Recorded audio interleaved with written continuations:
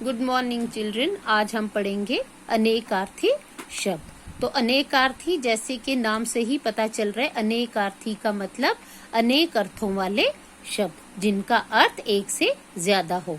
जिन शब्दों के अर्थ एक से अधिक होते हैं उन्हें अनेकार्थी शब्द कहते हैं। ऐसे शब्दों का अर्थ वाक्य में प्रयोग करने पर स्पष्ट होता है। तो ये जो अनेकार्थी शब्द हैं ये क्या होते हैं? जिनके अर्थ एक से अधिक होते हैं, एक से ज्यादा अर्थ होते हैं।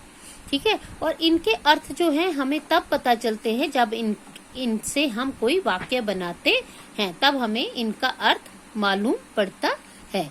उदाहरण मतलब एग्जाम्पल, बेल पत्र से शिव की पूजा होती है और हरि पत्र लिख रहा है।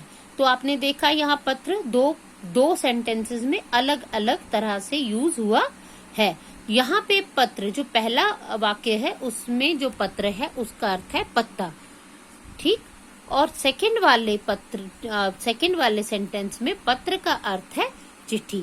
तो पत्र सेम वर्ड है लेकिन उसके अर्थ अलग अलग हैं और हम ये अर्थ किस तरह निकालते हैं उनको वाक्य में लिखकर।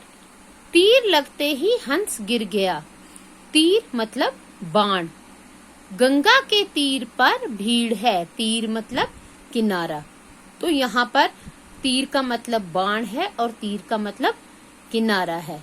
तो यहाँ पर देखिए तीर अलग अलग प्रकार में यूज हुआ है। तो इन्हीं शब्दों को जिनके अर्थ एक से ज्यादा निकलते हैं हम उनको अनेकार्थी शब्द कहते हैं। अब आइए पाठ 8 से हम अनेकार्थी शब्द करते हैं। अनेकार्थी शब्दों का वाक्य में प्रयोग करो। भूल, पहला है भूल। तो भूल का मतलब भूलने का भाव, जब हम भूल जाते हैं कोई चीज। या मैं आज अपनी किताब लाना भूल गई। तो यहाँ पे हम कौन सी भूल लगा रहे हैं?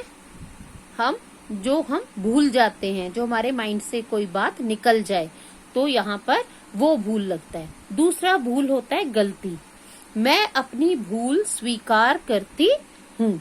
तो यहाँ पे देखिए भूल हमने दूसरी तरह से यूज किया है। तो भूल का मतलब गलती। तो मैं अपनी गलती स्वीकार करती हूँ। देन सेकंड है कल।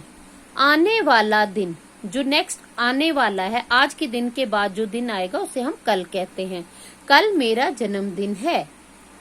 देन सेकंड कल है यंत्र। यंत्र मतलब मशीन। ये कल बिजली से चलता है। तो यहाँ पे हमने ये मशीन बिजली से चलती है उस वाक्य में हमने कल को अलग प्रकार से प्रकट किया है। तो ये कल के दो तरह के टाइप्स हो गए जिससे हमने कल का मतलब समझा। देन थर्ड है चोटी। शिखर, पहली चोटी का मतलब होता है शिखर। उस पहाड़ की चोटी पर अभी तक बर्फ है। जैसे हम अगर गर्मियों में भी देखते हैं तो हम ये बात कह सकते हैं कि उस चोटी पर अभी भी बर्फ है। सेकंड है चोटी, गुंथे हुए बाल। गुंथे हुए बाल मतलब जब मम्मी हमारी कॉम्ब करके बालों में चोटी बनाती है तो वो चोटी हम गुंथे हुए बाल कहते हैं। माँ रोज मेरी चोटी बनाती है। तो इस प्रकार चोटी को हमने अलग अलग प्रकार से यूज किया है। तो चोटी भी अनेकार्थी शब्द है। तो आप चाहें तो आप अपने सेंटेंसेस यूज कर सकते हैं। यहाँ पे मैम ने आपको उदाहरण के लिए ये वाले वाक्य बताए हैं। ठीक है। Thank you.